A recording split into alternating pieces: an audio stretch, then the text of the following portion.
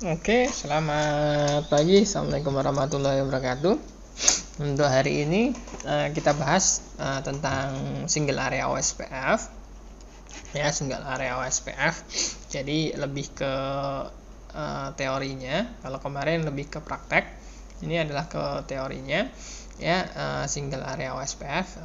Kita saja. Ini nanti yang akan dibahas, ya, tentang bagaimana OSPF itu bekerja, kemudian karakteristik dan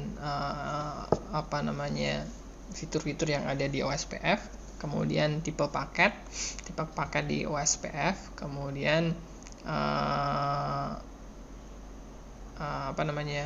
tentang neckboard dari bagaimana sebuah router itu bisa komunikasi dengan OSPF dan bagaimana proses dia mendeteksi router-router yang ada di tetangganya, seperti itu. Jadi nanti yang kita bahas itu. Kemudian ada beberapa nanti juga yang ini sebenarnya di praktikum sebelumnya sudah ada konfigurasi ini. Nanti kita jelaskan lagi. Tapi nanti intinya di pertemuan ini adalah kita bahas secara umum tentang OSPF. Ya, di sini untuk OSPF ini ada beberapa improvement dari OSPF dari tahun 1988 ya, 88 sampai ke 99, di mana di sini ada OSPF versi 3 ya, untuk IP versi 6, dan untuk OSPF V4 ya, itu ada perkembangan di 98 di V2 update ya. Ini hanya untuk perkembangannya OSPF. Oke. Kemudian di OSPF itu ada beberapa fitur ya, di sini OSPF dia itu classless, yang pasti dia adalah classless. Jadi posisinya OSPF dia support untuk jaringan yang dia menerapkan subnetting maupun dia menerapkan VLSM. Kemudian secure, jadi di OSPF sudah bisa menerapkan untuk keamanannya, untuk komunikasi antara neckboard atau antar tetangga router yang bisa kita konfigurasi dengan MD5 atau SHA ya, untuk autentikasinya jadi lebih aman. Kemudian lebih efisien dibandingkan dengan distance vector ya, RIP ataupun yang lain. Di sini dia lebih efisien karena di dalam pengiriman update informasi routing protokolnya dia tidak periodik ya, tetapi berdasarkan kebutuhan. Ketika ada perubahan topologi dan seterusnya, itu dia baru kirim informasi update. Kemudian dia mempunyai kecepatan dalam konvergen. Jadi untuk kecepatan dia membentuk routing tabel ya, itu lebih cepat dibandingkan distance vector. Kemudian dia lebih handal ya untuk jaringan-jaringan yang lebih besar gitu ya. Oke, kemudian itu adalah beberapa informasi yang tentang fitur-fitur yang ada di OSPF. Di sini nanti OSPF dia itu menggunakan algoritma Dijkstra atau SPF ya, SPF. Di sini nanti algoritma ini digunakan untuk penentuan routing tabel terbaiknya ya, untuk best path-nya seperti yang mana, seperti itu ya. Kemudian di dalam penentuan routing terbaik ya, jadi nanti dalam penentuan routing terbaik itu nanti akan dilihat adalah yang mempunyai dia administrasi distance yang paling kecil ya. Jadi nanti kayak cost-nya lah ya. Jadi nanti dari topologi yang kita buat pasti nanti dia ada multipath untuk menuju sebuah tujuan. Nah, nanti adalah yang dipilih adalah yang dia mempunyai administratif distance yang paling kecil ya. Kemudian di sini ada beberapa ya administratif distance yang ada ya. Di sini kalau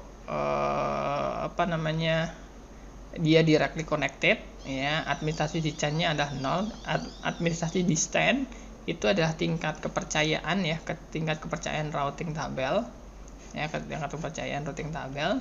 Jadi kalau directly connected itu 0, pasti sangat dipercaya ya.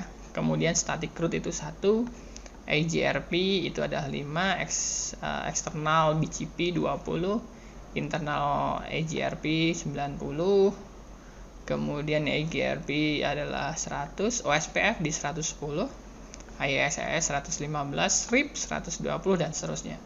Jadi ini ada administrasi distance.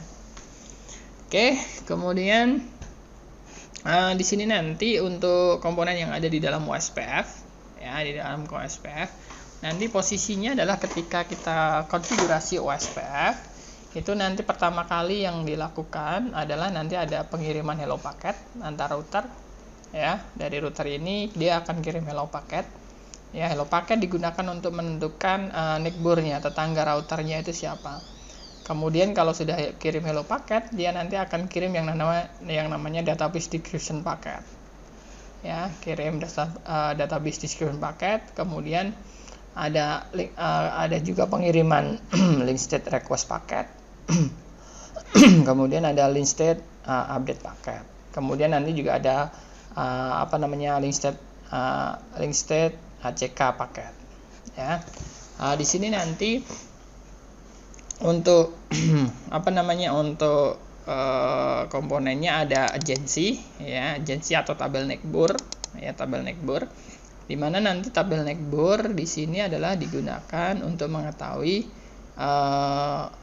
router-router yang dia menerapkan OSPF yang dia directly connected dengan dia ya, tetangganya siapa. Jadi router tetangga yang terkomunikasi langsung ya. Kemudian ini setiap router dia punya ID unik ya.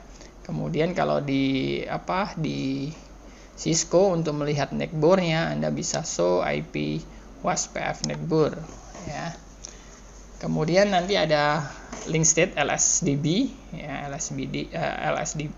LSDB atau link state database description ya, LSDB. Nanti ini adalah tabel topologi ya, topologi dari jaringan OSPF yang dibangun keseluruhan, berarti ya keseluruhan ya. Jadi nanti di sini akan ada informasi tentang seluruh router yang ada di dalam jaringan. Kalau yang neckboard ini adalah yang dia directly connected ya, yang dia terhubung langsung. Tapi kalau yang di LSDB itu nanti ada semua topologi, semua router yang ikut dalam jaringan OSPF. Kemudian LSDB itu mempresentasikan topologi yang ada ya. Jadi dengan adanya LSDB di topologi OSPF itu setiap router tahu real topologi yang ada itu seperti apa ya. Itu ya, tidak seperti di distance vector di mana dia tidak aware atau tidak begitu tidak aware terhadap topologi ya. Oke, kemudian untuk lihat LSDB di dalam Cisco, Anda bisa show IP OSPF database, nanti akan kelihatan. Kemudian komponen yang lain nanti ada forwarding. Forwarding ini di sini adalah berisi dengan routing tabel routing ya. Ada tabel routing. Jadi di sini adalah nanti kalau yang sudah masuk ke tabel routing itu berarti adalah dia yang dipilih ada routing yang paling cost-nya paling rendah ya. Jadi nanti di dalam tabel routing nanti setiap router dia akan menggenerate SPF ya. Jadi nanti dari link state database ini ya, setiap router akan menghitung cost dari router tersebut ke tujuan yang ada ya, dengan algoritma SPF ya, Kemudian nanti setelah didapatkan link terbaik ya, yang paling pendek ya, itu nanti baru akan diinstal ke routing tabel ya. Di sini nanti setiap router dia akan memiliki informasi kemana dia akan mengirim paket tujuan ya ke remote network. Ya, untuk melihat routing tabel seperti biasa kita bisa menggunakan perintah di Cisco show IP route ya. Di sini ada beberapa di OSPF. Untuk paket tipenya nanti ada hello packet, ada database description, ada link state request, link state update, link state ACK ya, seperti itu. Oke, kemudian untuk perjalanan dari OSPF konfigurasi bukan konfigurasi ya. Jadi untuk operasionalnya OSPF ya, dari awal nanti misalkan adalah dari R1. Dari R1 dia akan melakukan pengiriman data hello packet ya. Hello packet dia hanya agensi, jadi dia hanya akan dikirim satu link ya, dia akan hanya kirim satu link. Jadi dia kirim ke sini hello packet, R1 kirim hello packet R2, R2 ke R3, R1 ke R4, R1 juga ngirim ke R1, R2 juga akan ngirim ke R1, R2 juga akan ngirim ke R5. Jadi dia link lokal intinya. Oke ya, kemudian ketika dia kirim hello packet sudah ada respon ACK hello packet, nanti dia router-router itu akan disimpan di sini tadi, dia tabel netboard ya. Tabel netboardnya akan disimpan. Setiap router R1 berarti netboardnya ada R2, R3, R4. R2 netboardnya ada R1 dan R5. R3 netboardnya R1 dan R4, seperti itu ya. Kemudian ketika sudah melakukan pengiriman hello packet ya, hello packet, di sini nanti akan ada pengiriman yang namanya LSA ya. LSA itu berisi tentang informasi network yang ada. Misalkan R1 dia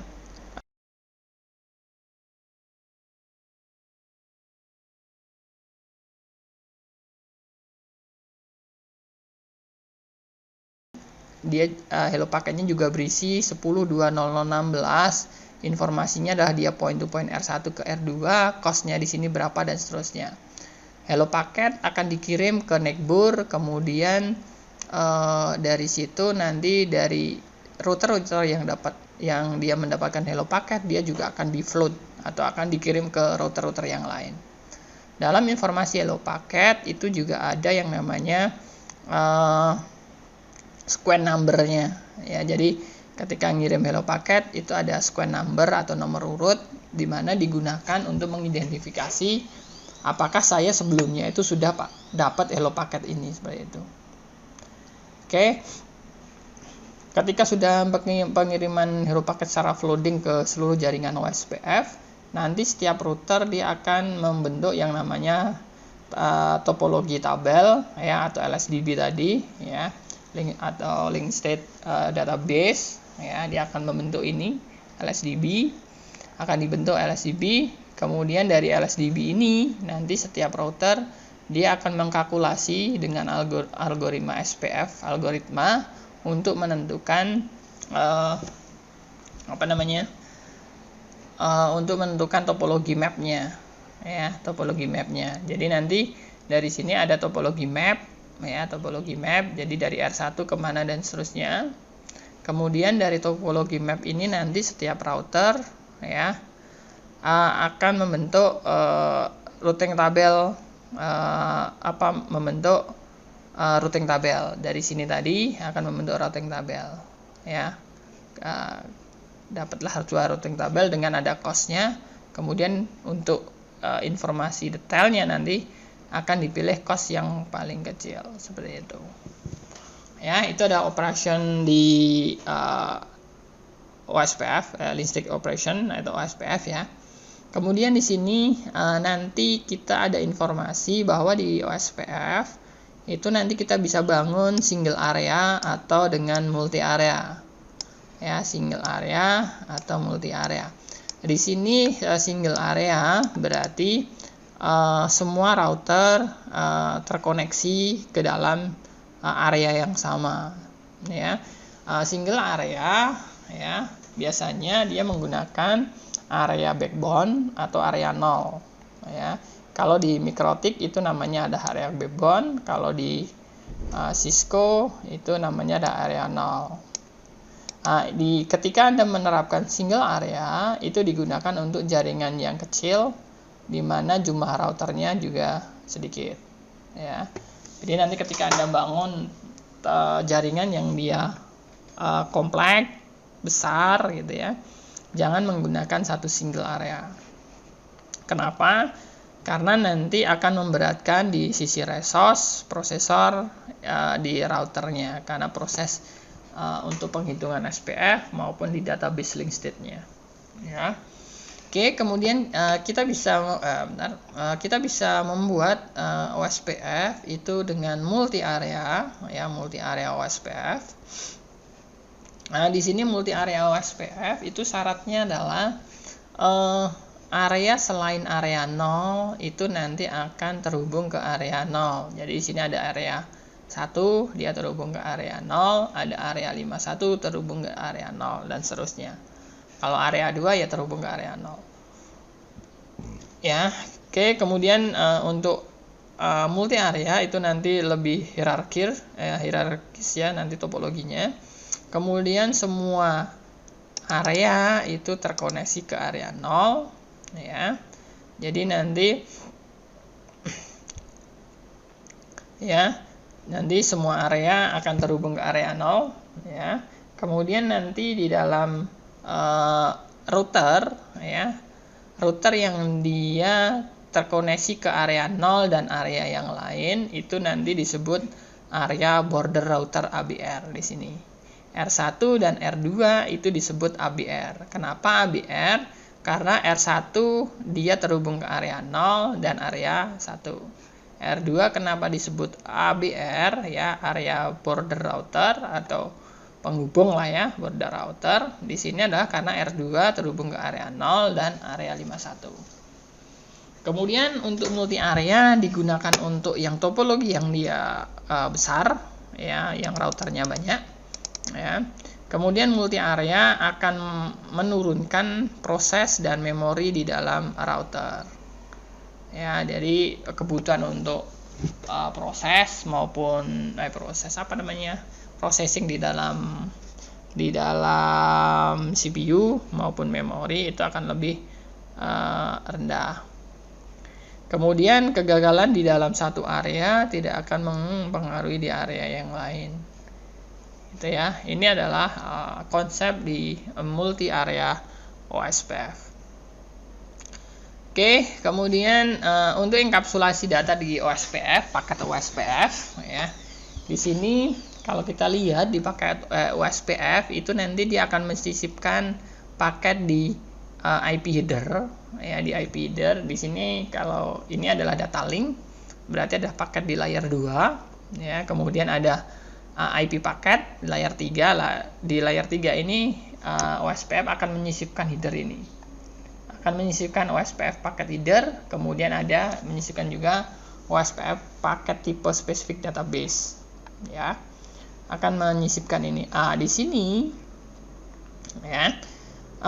Di IP header dari OSPF ya, OSPF nanti multicast address-nya ya, multicast address IP tujuannya. Jadi di layar 3 itu kan ada IP paket header-nya adalah source IP, kemudian destination IP.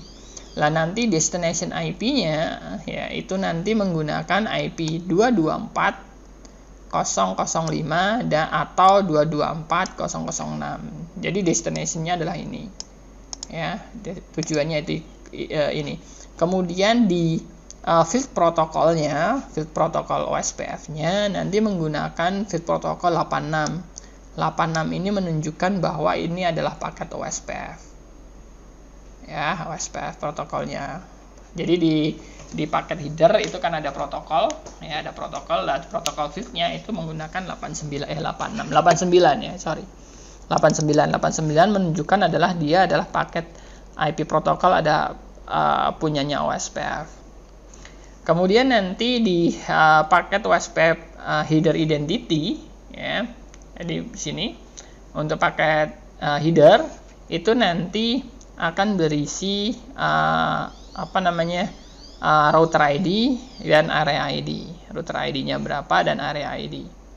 Kemudian di OSPF tipe database ya akan berisi spesifik ini ya, 0x01 ya, ataukah tipe 1 itu ada hello, 2 itu ada database description DD, kemudian 3 ada link state request, 4 itu ada link state update, 5 ada link state ACK. Jadi ini nanti isinya. Jadi ini ya seperti itu ya. Oke, kemudian di sini penjelasannya OSPF paket tipe 1 ini tadi ya, hello paket itu nanti digunakan untuk membentuk agensi atau hubungan antara neighbor ya, antara tetangga, antar router yang dia directly connected yang dia menerapkan OSPF. Kemudian tipe 2 atau database description ya, atau LSDB ya, LSDB atau DBD atau LSDB. Di sini adalah untuk melakukan sinkron database antara router ya. Jadi untuk sinkron database antara router. Kemudian nanti ada LSR atau link state request tipe 3 ya, tipe 3 LSR. Di sini adalah untuk request specific link state record antar router ya. Jadi router to router itu nanti ketika kita pengen request specific link state record ya, nanti kita menggunakan adalah tipe 3. Kemudian ada LSU ya, link state update. Di sini adalah untuk specific request link state record ya. Jadi untuk link state record untuk ke semua router. Kemudian nanti yang tipe 5 itu adalah link state ACK ya, ini ada informasi untuk approvement ketika ada pengiriman sebuah data ya, itu ini ya. Kemudian di sini ada beberapa ya, ini adalah paket headernya tadi ya, paket headernya tadi untuk di OSPF paket header ya, tadi ada router ID, kemudian ada area ID ya, ada area ID, kemudian nanti ada ini juga ada hello interval, router priority, date interval, kemudian ada DR, BDR, kemudian ada neighbornya ya, seperti itu. Jadi informasinya itu. Kemudian di sini ada nanti dalam prosesnya itu ada pemilihan yang namanya DR sama BDR ya, ada DR sama BDR ya, ada desired net route sama backup router ya. Tipe field, di sini ada tipe field, nanti tinggal tipe fieldnya ini tadi 1 sampai 5 ya, dan seterusnya. Hello intervalnya ya, priority, default priority-nya adalah 1, itu bisa kita rubah dari 0 sampai 255 ya. Date interval ya, date interval adalah berapa lama sebuah router itu akan menunggu data dari neighbornya ya, itu ya. Kemudian ada DRBDR ya, DRBDR ini nanti berisi berkaitan tentang ID router dari DR maupun BDR. Kemudian neighbor itu nanti ada berisi informasi ID router yang dia masuk dalam agensi neighbor router ya. Oke, next. Oke, untuk hello packet ya, untuk hello packet dan date interval ya, dia harus disetting sama di dalam satu link ya. Misalkan R1 dengan R2, maka konfigurasi hello packet dan date intervalnya itu harus sama ya, harus sama. Kemudian untuk mengirim hello packet itu dikirim secara multicast IPv4 itu ke 224.0.0.5 ya. Kemudian untuk IPv6 itu ke FFF02.2.25 ya. Kemudian secara default hello interval itu akan dikirim untuk 10 tiap 10 detik ya, hello interval. Jadi untuk ngecek apakah neighbor itu tetap ada atau sudah down atau sudah lepas dari topologi, ya. Ini secara default adalah 10 detik, ya, 10 detik yang dia untuk multicast network link point to point. Jadi seperti ini, itu kita 10 detik. Kemudian untuk 30 detik, ya, di set 30 detik ketika dia non broadcast multi access NBMA seperti frame relay dan seterusnya, dia 30 detik. Kemudian untuk dead interval secara default adalah 4 kali dari hello interval. Jadi misalkan ini point to point, berarti hello intervalnya adalah 10 detik. Ketika R1 kirim hello ke R2 sebanyak 4 kali, kemudian tidak ada ACK, tidak ada persetujuan dari R2, maka R1 bisa menganggap R2 adalah sudah down, sudah expired.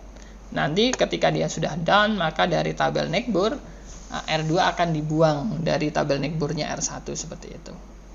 Ya, 4 kali dari hello interval. Oke, seperti itu. Kemudian ini tadi juga hampir sama, hello dan seterusnya, ya, untuk listing update, ya. Listing update, jadi pengiriman LSU, ya, LSU, ya, listed update, informasi ke router-router yang lain, ya. Kemudian di sini nanti ini ada operationnya, OSPF, hampir sama yang di atas, ya. Jadi ketika dia on, ya, posisi down, tidak ada hello interval yang tidak ada hello paket yang dikirim, ya. Ketika router mengirim hello paket, ya, yang nanti inisialnya adalah berisi router ID, ya, router ID, ya, inisial. Kemudian nanti akan ada pemilihan yang namanya DR sama BDR, ya, backup router ataupun destination router, ya, antara link tadi, ya.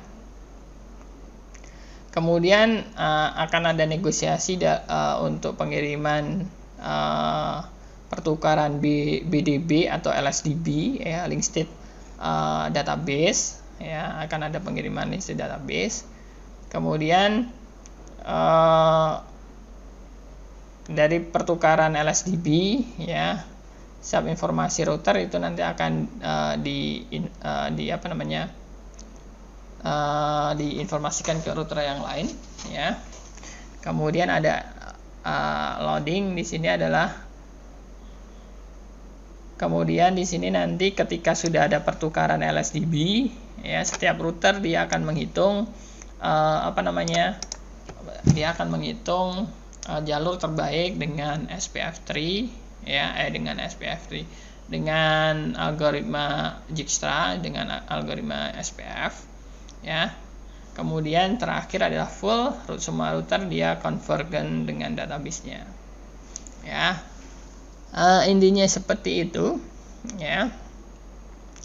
Kemudian ini, ya, untuk agensi seperti tadi, ya, dia kirim dulu hello paket secara multicast, ya, hello paket multicast. Kemudian router yang lain yang dia dalam satu neckbur dia ngirim paket unicast, ya.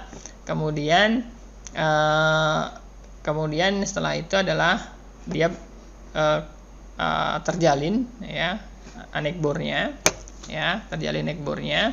Kemudian baru pemilihan DR sama BDR, ya, di dalam link tersebut. DR sama BDR, DR-nya siapa, BDR-nya siapa. Oke, kemudian kenapa harus ada DR sama BDR? Kenapa harus ada pemilihan? Ya, ada pemilihan ini tadi. Ada pemilihan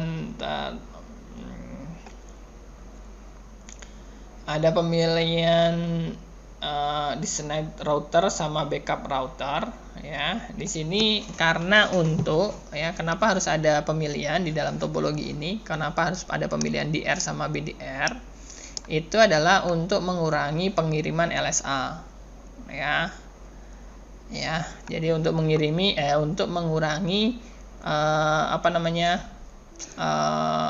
untuk mengurangi pengiriman LSA, ya, link state information protokolnya. Di sini, ya, dengan adanya DR sama BDR, ya, DR itu nanti sebagai pusat pengiriman LSA, ya. Jadi nanti tidak, LSA-nya itu tidak langsung di broadcast ke semua, ya, tetapi nanti LSA-nya akan dikirim ke satu router. Misalkan ini, ya, misalkan ini DR, ya, DR berarti semua router ketika akan melakukan informasi, mengirim sebuah data informasi routing OSPF, nanti akan dikirim ke sini, ke ke DR-nya. Baru DR akan mengirim ke router-router yang lain, ya. Kalau tanpa ada pemilihan DR sama BDR, ya, DR sama BDR, di sini nanti akan ada pengiriman LSA itu yang sangat besar. Contohnya ini seperti ini. Ketika di sini ada 5 router, maka di sini agensi yang terbentuk atau pengiriman datanya totalnya itu adalah 10 agensi. Ya, 10 agensi.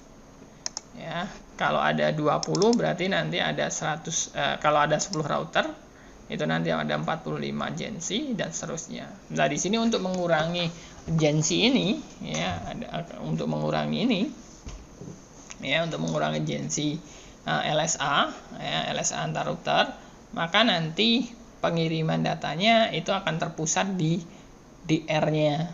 Ya, kalau ini sebagai DR, itu nanti agensinya, informasi LSA-nya itu dikirim ke sini dulu. Ini kirim ke sono, ini kirim ke sono, ini kirim ke sono. Baru ini nanti yang ngirim ke router yang lain seperti itu. Ya, jadi di sini intinya adalah untuk mengurangi jumlah agensi antar multi access network. Ya, ini kan multi access. Semua router bisa akses langsung ke router yang lain. Kalau seperti ini berarti nanti harus ada pemilihan pengirimannya itu ke DR. Lah BDR fungsinya nanti backup. Kalau DR-nya ada masalah, nanti otomatis nanti BDR-nya akan berubah menjadi DR. Langsung dia bisa backup. Ya, seperti itu. Kemudian untuk synchronous database OSPF, ya. Jadi untuk sinkronisasi LSDB, ya, link state database. Di sini nanti antar router dia akan ngirim, ya, informasi LSDB, ya, kemudian akan ada ACK, ya, kemudian ini juga akan ngirim LSDB, dia akan ngirim ACK lagi, seterusnya seperti itu. Kemudian untuk LSR, ya, dia membutuhkan sebuah informasi ini, kemudian dia nanti ngirim dan seterusnya.